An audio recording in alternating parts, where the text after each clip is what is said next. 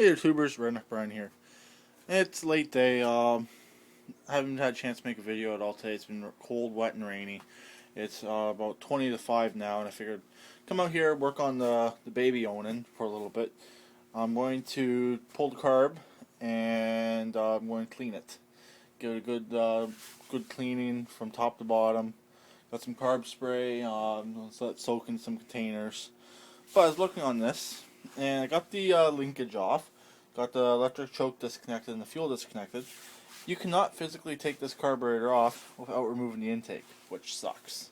So I'm having to remove the entire intake manifold to get the carb off, which the bolt came loose just like that. So yeah, that's what I'm working on right now. I did not get any chance to work on that over there, or on the tractor. The tractor's pretty much done. The tire's going flat again, but I didn't have a chance to work on any of that stuff.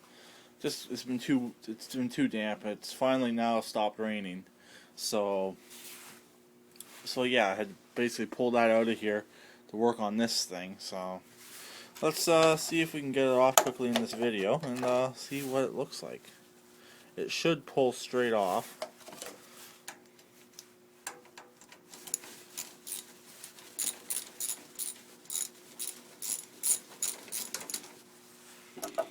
And see what happens. If it takes too long, I'll just edit it in. So,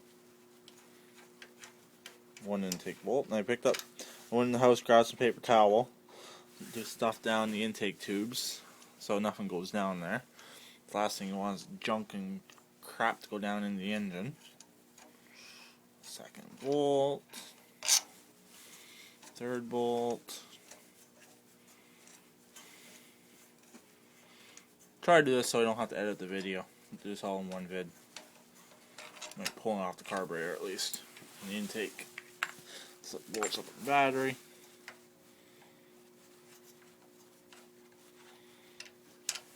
There we go. With this intake. Fuel line.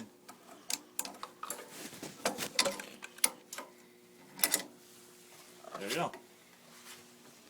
There's the carb and intake, all off. And no idea what that is. And it's actually, just notice, it's a two-piece manifold. Not bad. Set up there on the little baby generator. Let's take a good look at it. Lay it down so it doesn't fall. Do not want to break that, definitely. No idea if that's a part of the gasket or what. Nope, part of the intake. Gaskets don't look too bad. Let's see what the other side looks like. Gaskets are reusable, which is good. They'll have a new set anyways. So I'll stuff some paper towel down in each intake tube. Got it right here. Same thing I did with the other Onan when I had its exhaust manifold off.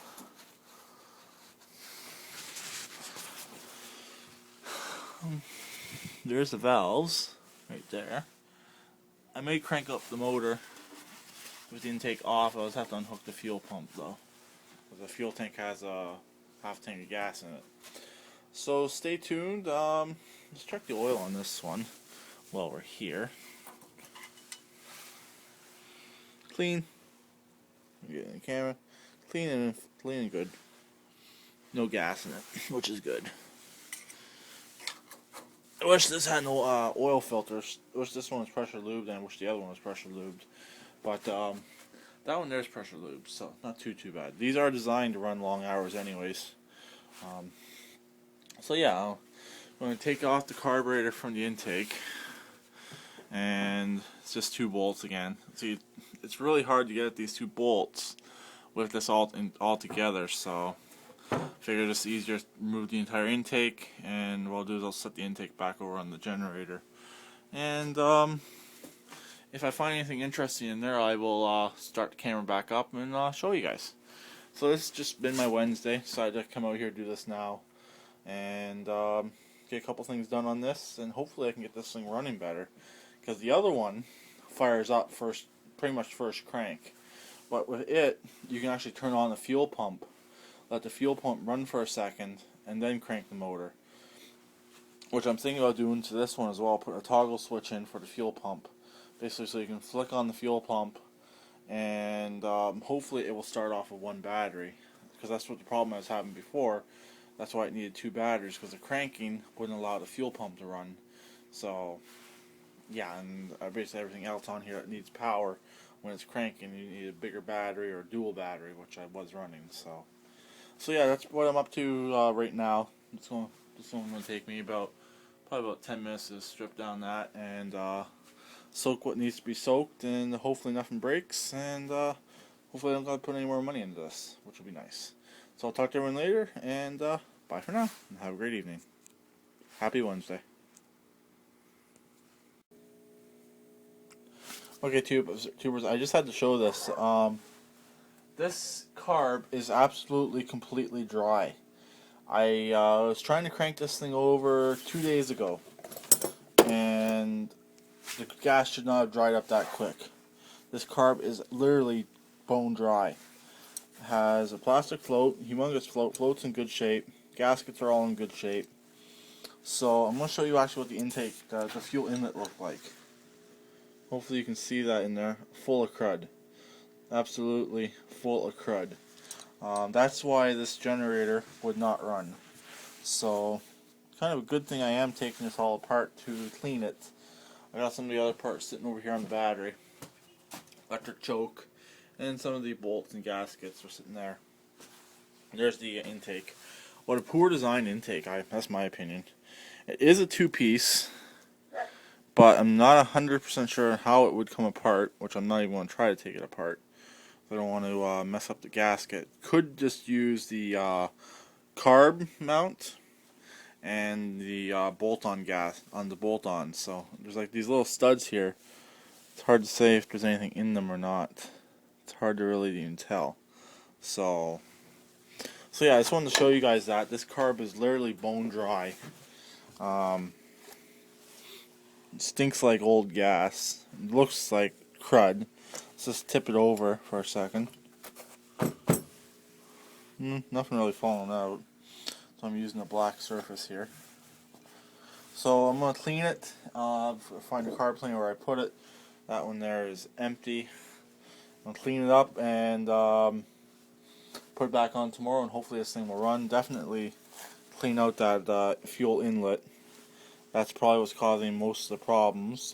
Take off this float so I can clean the upper half and put it back together. So I guess that's partially bad gas running in it and sitting for extended periods of time, which it shouldn't be doing that after sitting.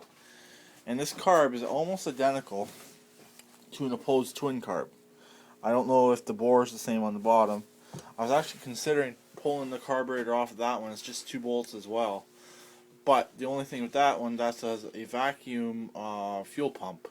I don't know if I can pull vacuum off of this anywhere. I got this line here. I don't know if it would have enough crankcase vacuum on it or not to make it run and to make it suck up enough gas. So I think that idea is out of the question. Excuse me. And that's pretty much it. Just want to show you guys that carb and how bad it actually really was. And that's pretty much it. So I'll talk to everyone later, and bye for now. I'll probably end up putting this in with the last one. I don't know yet. If not, it'll be wow carb. Bye for now. And please comment and subscribe.